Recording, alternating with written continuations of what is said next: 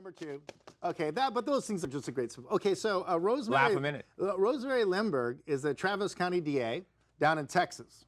Austin, Texas. Let's be clear on that. And she got into a little trouble with the law. And what kind of trouble would that be, Mark? On April 2013, and she was pulled over, and ended up she had a blood alcohol content of 0.23. Wait a minute. Isn't the legal limit like 0.08? 0.08. So she had a couple. She's of like beers. 3 times the legal limit. She had, and so she ended up getting. Is she a Democrat? She's Democrat. Yeah, she's Democrat. She ended up getting 45 days, which is pretty tough. That's for a first timer. Well, you and I both do DUIs, and you realize that 45 days is unheard of in California. What happened was, what happened is her lawyer threw her on the mercy of the court. Did you throw her on the mercy of the virgin suicide? So it didn't. No, I don't understand that. Would you ever throw your client on the mercy of the court? I've never done it so far. I've never done it. I don't think I ever will. I know some jokes about that, but we don't really have time for that. But is there a volcano handy? Yeah. But anyway, so yeah, and then the thing about it is there's a lot of videotapes of her, and I think this goes to the First Amendment. You know, you got a right to talk, but you really should exercise your Fifth Amendment, not and talk. Shut up. When you're being videotaped by the police. And what people don't understand is when you get arrested, you're in the system, right? Right. And you may think, okay, I'm not really interacting with the police, but you may be videotaped in your cell. The person next to you, maybe a snitch. Your cellmate, maybe a plant, a snitch, or a police officer. So once you're in the system, you got to understand you're on stage. And that means every second of the day that you're in a jail cell, in a police station, you're under watch, and also, both verbal if you're talking and visual. And if you have a visitor and you're talking on the phone, of course, that's well, that's totally taped. That's tapped. You have no expectation of privacy while you're in the police custody. So apparently Rosemary wasn't thinking about that or didn't really consider that. But wait a minute, wasn't she a DA for like 30 years? Don't you think she would understand what the right to keep your mouth shut is? But anyway, so there's a lot of videotapes of her kind of like conversating with the police. But being a little bit, belligerent? I don't know if she was belligerent so much as being kind of contradictory. Kind of a little smartass. And she probably would have been better off saying, look, I refuse to take the test. And the cop at one point says, is that a refusal? She should have said, yeah, that's a refusal. I'm not going to take the test. Because on the test, he's saying one thing's happening, she's saying another. And in fact, when the cop is doing the eye light test. The NIST gamma search. Yeah, right. And I don't think he was doing it actually correctly. But no, wait a minute. Let's just tell the audience that there's actually a video of this because the police cruiser was equipped with a video and both sound and video, so you could watch the humorous 30-year veteran district attorney act like a little bit of a fool on tape. But she could have refused to do that. She didn't refuse. And that would be the wisest thing to do. And then when she got to the police station, I guess there was some kind of altercation, or they had some concerns. So they didn't they have to chain her to a chair? They shackled her to a chair, and then they put a spit mask on her. So spit mask. So she kind of looked like Hannibal Lecter. Yeah, she had that Hannibal Lecter look. Yeah, so but was she spitting at the police? I don't know if that happened or not, but or was she just drooling and they thought she was going to spit? But what her attorney said, well, they put that on her to conceal her identity. Conceal her identity. Not because she was. Well, I know they put that on Hannibal Lecter because they didn't want him chewing on anyone. So I don't know why they would put that on her. So she got in a little trouble there. What do you mean? Was she trying to beat the shackles?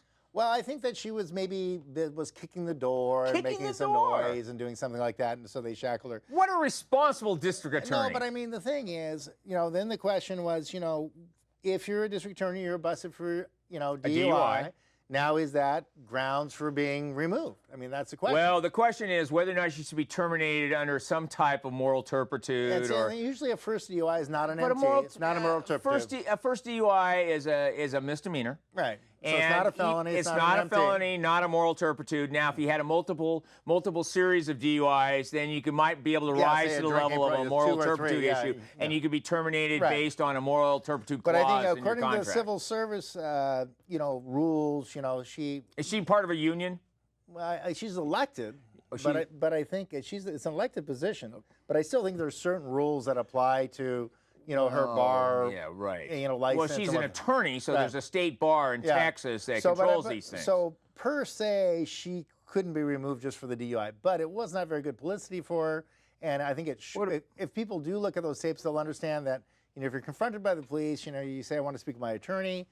I don't want to do any of the tests. I don't really want to do anything. You can just, I'll cooperate as far as getting. Well, in California, you have to be able to get out of the car. Wait a minute. In California, if you refuse to do the test, you can lose your license for a year, and they're pretty tight about that. I'm saying the field sobriety test. like, you know, stand on one leg, watch the bouncing ball. You don't have to do that. Jump like a duck. Yeah, you don't have to do those. I mean, because alphabet backwards. Those are completely subjective. And I have been in court where I said, well, I would like the police to do the tests he had my client do. Wait a minute, that's almost impossible when people are sober. And then the prosecution objection, and you know, the judge is like, oh, I'm not going to make him do that. It's like, wait a minute, it's totally lit. He's 100% sober, but you won't let the officer let me do the same test that you did on my client in the middle of the night. I've never done that in court, but that's a good idea. No, but the judge said it wouldn't do it. And I'm like, well, is that a kind of a standing rule that you can't do that? There's no reason you can't. Okay. This judge just didn't. Yeah, that doesn't make any sense, though. Well, I'm just saying that, you know, those tests are highly subjective. They are highly subjective. And you're not going to necessarily come out well. And if you ask, if you say, you know, and if you're cross-examining a police officer, and you say, on which test did you determine? Did you find that she was intoxicated, right? Which test, you know, you know, they never say, oh, they're this, they're saying, oh, we're looking at all the tests. The totality. The totality of the test. The totality. Probable cause. Here we go. Yeah. Hey. So, I mean, and after my years of police experience, I recognize that she was intoxicated. But in this case, you know, she was actually arguing with the officer, and that's kind of a unwritten. You mean belligerent? Belligerent with a police officer when he's asking you if you're drunk or not? No, is that a good reason? Is that not a good reason? That's considered contempt of cop, and you know, she kind of resisting arrest. Well, it wasn't really resisting. You know, she just was being argumentative, abusing the police officer. Argumentative, and wasn't, you know, being passive enough, I think, to really. Well, you know, argumentative with a police officer. I would advise to all our viewers: you are not to be argumentative with a police officer. It can only get you in trouble. It will not save you. Yeah, so because they're highly determined that you are a problem. Well, also, you know, the police are trained to get confessions out of people. So any word you say to them is not going to help you. Okay, so let's go back to what she was charged. She was charged with a DUI, but then she threw herself on the mercy of the court, and then she got sentenced to 45 days. Yeah.